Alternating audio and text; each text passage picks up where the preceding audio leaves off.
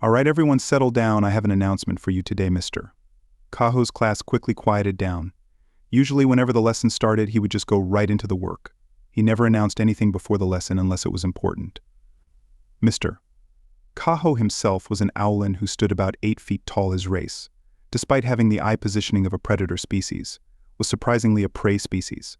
He had 2 tall antlers, long slender arms and legs, and each of his hands had 3 fingers and a single thumb. He also had hooves, which wasn't uncommon among the many races of the Milky Way. Now, I'm sure you're all aware of the newest race among the Galactic Council, the humans.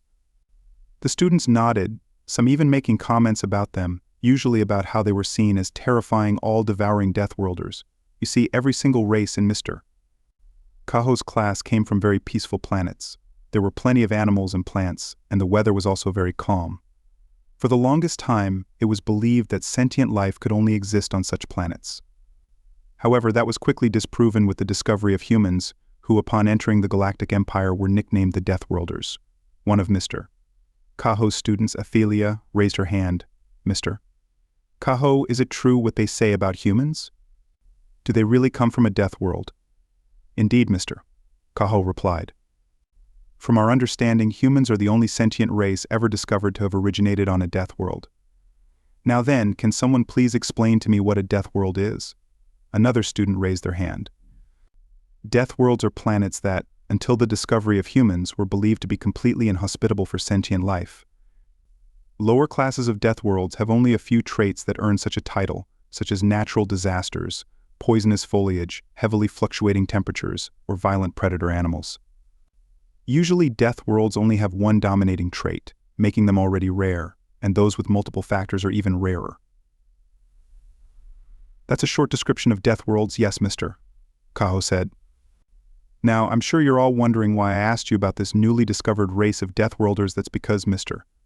Kaho cleared his throat, and the students waited in anticipation. We will be having humans attending this very institution. One will even be joining our class. Everyone was frozen with fear. Each student turned and looked at each other, conveying the same message without needing to say a single word. Alia, a pyrox, and the only carnivore in the class, was already feared by her classmates, to the point where all the desks around her were vacant in fear that she might try to eat them. She wouldn't, of course she had more self-control than that, but the thought was still there. Pretty much everyone in the school, aside from the staff, was scared of carnivores, but deathworlders added a whole new layer of fear into the mix. There was so much they didn't know about them. Finally, Mr. Kaho broke the silence. Since this new student transfer is such a big event for our class, and more importantly, our institute as a whole, for the next 30 minutes you shall be given time to do as you please. You all know the drill: no leaving class without permission, nothing inappropriate, and don't be too loud. Once the 30 minutes is up, your new classmate will arrive. In the meantime, if you have any questions, feel free to ask me. The next 30 minutes were filled with pure tension. Even Mr. Kaho was a bit anxious. He hadn't actually met the human before and knew nothing about their race, planet, or way of life. All he knew was that this human he was going to teach belonged to a species whose very existence had turned everything they knew about sentient life on its head. He did, however, catch some comments about the humans from the students in the class. Some said they were omnivores, a type of creature that had only been theorized to exist. Others said their raw strength alone was enough to overpower any other sentient species. While in most cases Mr. Kaho would dismiss such rumors, this was a special case. They were all in the same boat regarding knowledge of these creatures. While Mr. Kaho was thinking to himself, Ophelia came up to him. "Sir?" Ophelia asked. "Oh, Ophelia, do you want to ask me something?" "Yes, sir. It's about the Death Worlder. Do you know anything about them, how they act, what they eat, or their culture?" Mr. Kaho let out a sigh. "If I'm being honest, Ophelia, no. I'm just as much in the dark as you and everyone else about these humans, although I might refrain from using the term Death Worlder to describe them if I were you.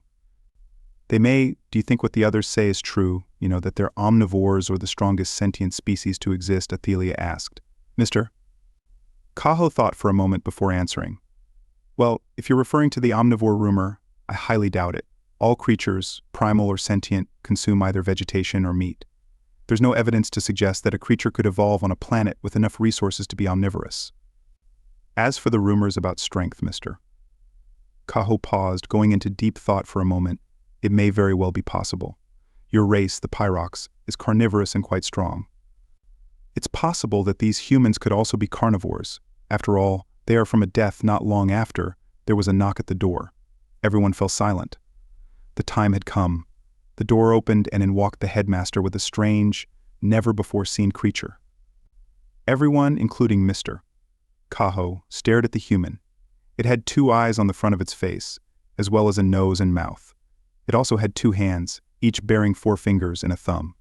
It appeared to be about 6 feet tall, with what looked like fur on the top of its head. Ophelia, being the only carnivore in the room, noticed that it had a large amount of muscle on its body. This wasn't unusual for her, as Pyrox had large amounts of muscle too. However, this creature's muscle appeared far more solid than any race she had seen. From that alone, she could tell that these humans were no joke, and the way it walked, it just seemed so strange, almost like it was built for stalking. "Greetings, Mr. Kaho," the headmaster said. "This is your new human student." "Ah, I see. What an interesting name, Mr. Kaho said. "Pleased to meet you, human. I'm your new teacher, Mr. Kaho. Why don't you introduce yourself to the class?" As Diana turned to face the class, many of the students kept watchful eyes on her. She certainly wasn't what they were expecting, but they all knew that looks could be deceiving. Diana then cleared her throat and spoke in an oddly soothing tone, much like an owlin. This caught Mr. Kaho a bit off guard. "Hello everyone, my name is Diana. I'm a human from the planet Earth in the Sol system. I'm 17 years old, and I guess what you would consider to be female." The class began to murmur among themselves for only a few seconds before being silenced by Mr. Kaho. "Okay everyone, as we all know, I'm sure you all want to ask Diana many questions. We will, if that's okay with her." Mr. Kaho turned to Diana, who simply nodded. Even though she had only just arrived, she seemed quite excited to share information about her people and her planet. Mr. Kaho was also excited. His entire job was to share info and teach people, but he rarely ever got to learn anything new.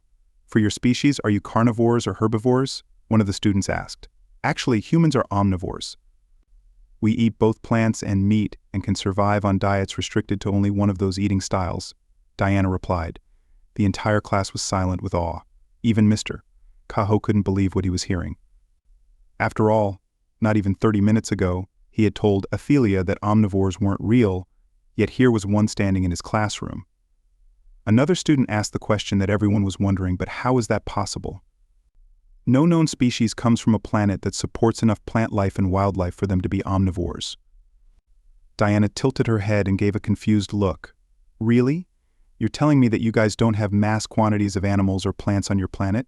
Well, humans have been hunting and farming since the early days of our race. Most of the wildlife that was on Earth went extinct before we even hit our first industrial age. Quite a few dangerous animals are kept either in public zoos or in wildlife preserves. So your planet is a predator-class death world, then?" One of the students said. "A predator class? What?" Diana asked. "Aho, was it?" Diana said. "You say that my planet is a predator-class death world. Well, from what you've described, it does fit under such a name, but what, Mr. Kaho said in anticipation. "My homeworld, Earth, checks all the categories for what you guys consider a death world. We have predators, toxic plant life, inconsistent temperatures, and natural disasters, and we have multiple of each." Everyone was completely silent. Even Mr. Kaho was in shock. "How is that possible? You're telling me that you humans survived all of that and became a spacefaring species?" Diana simply shrugged. "Yeah, why is that not normal?" Mr. Kaho recomposed himself, although not without some difficulty. "No, I'm afraid not. Although it appears we have much to learn about your species in your home world, unfortunately it looks like we won't have enough time today." Mr. Kaho turned to the class. "Now remember everyone, assignments are due by the end of the day. After that we'll begin our lesson on the human homeworld Earth." Diana finished his sentence. Yes, Earth, thank you. Who are you?" Diana raised an eyebrow at the pronunciation of her name. Sure, people had pronounced her name strangely before, but never like that. It was almost as if he was struggling to say it. However, she also remembered that the person in question was an 8-foot-tall alien that looked like a mix between an owl and a deer. No doubt something was going to get mixed up, even with the translators they were wearing. Shortly after, the bell rang and class was dismissed. As Diana was about to leave, Mr.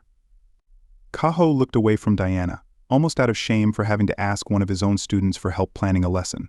When it comes to my knowledge about Earth, I don't actually know anything. In fact, you're the first human I've ever met. Oh, Diana said, nothing at all, huh? I'm afraid not. Nothing about how you humans live, your culture, history, or your planet in general.